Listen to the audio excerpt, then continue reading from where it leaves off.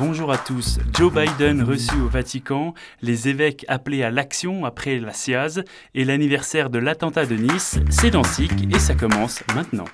Chef d'État reçu par le pape.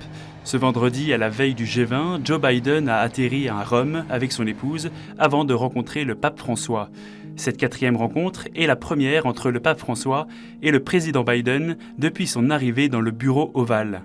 À l'issue de la rencontre, le pape a offert une peinture sur une céramique nommée Le Pèlerin et Joe Biden a offert une chasuble tissée à la main.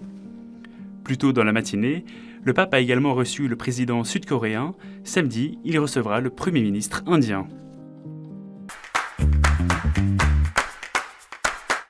Cari ascoltatori della BBC, buongiorno.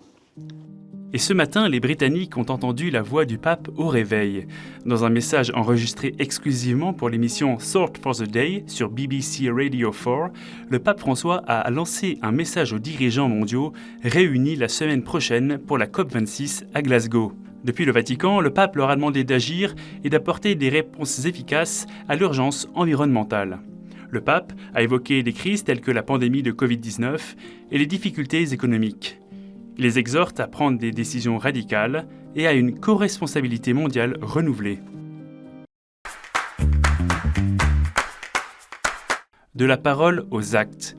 À quelques jours de l'assemblée plénière des évêques à Lourdes, les associations expriment leurs attentes à la suite du rapport de la SIAZ. C'est le cas du collectif De la parole aux actes, composé de victimes ayant contribué aux travaux de la commission. Dans une pétition intitulée « L'Église doit prendre ses responsabilités », le collectif réclame que chacune des recommandations faites par la SIAZ soit appliquée. Ils attendent des évêques des décisions drastiques et des réformes structurelles. Autre collectif mobilisé, la Conférence catholique des baptisés francophones. Dans une lettre ouverte, elle demande des actes forts et appelle les évêques à passer d'une culture cléricale à une culture étendue de la synodalité. Il faut en finir avec l'omerta. C'est aussi l'appel fort d'un collectif de catholiques, dont certains à l'initiative du hashtag Aussi mon Église, dans une tribune du journal La Croix. Une quarantaine de signataires, comme Pierre-Yves Stucky, Erwan Le Moredec, François Huguenin, réclament de l'Église qu'elle prenne un chemin de réforme avec une démarche synodale française, l'occasion de renaissance pour l'Église, dans la recherche d'une fidélité évangélique toujours plus grande.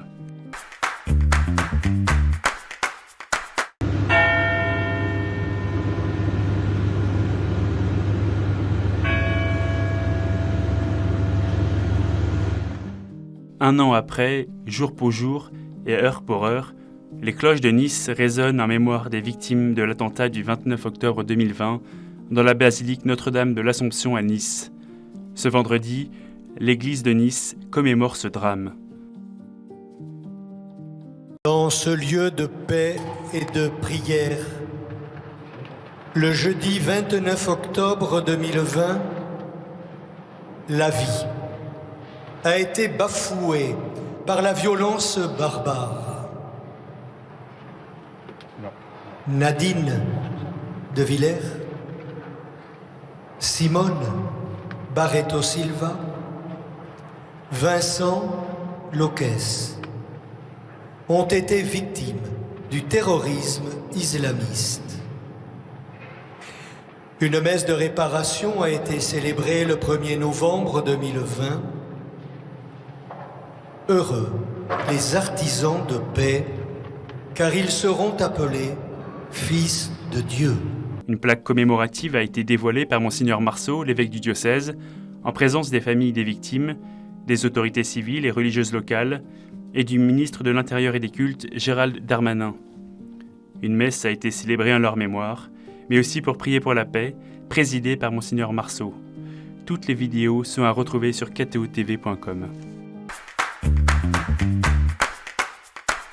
La médiation avec les grévistes de la faim de Calais n'a pas abouti. Après 2 rencontres mercredi et jeudi entre les 3 grévistes et Didier Lesky, directeur de l'Office français de l'immigration et de l'intégration, la grève de la faim se poursuit. Envoyé comme médiateur par le gouvernement, Didier Lesky a proposé de mettre en place un diagnostic social et de mieux préparer en amont les évacuations de camps. Il refuse malgré tout de les stopper, y compris pendant la trêve hivernale. Les éléments apportés ne répondent pas aux revendications, ont répondu les grévistes dans un communiqué. Ils ont donc décidé de continuer et attendent une réponse immédiate. L'aumônier du Secours catholique de Calais et 2 militants sont en grève de la faim depuis 18 jours. Ils demandent l'arrêt des évacuations de camps durant la trêve hivernale et des confiscations de biens et tentes des migrants et un dialogue entre les associations et l'État. Parmi les récentes nominations, le père Alain Mayama a été élu supérieur général lors du chapitre général des Spiritains de Bagamoyo en Tanzanie. Depuis la fondation de la congrégation il y a plus de 300 ans, c'est le premier Africain à occuper ce poste. Une fonction qu'il prendra courant novembre pour une durée de 8 ans. Chez les protestants de France, la pasteur Emmanuel Seybold a été réélu président du Conseil national de l'Église protestante unie de France lors de la deuxième session de leur synode national du 22 au 24 octobre. Un nouveau mandat de 4 ans pour celle qui est la première femme à avoir accédé à ce poste en 2017.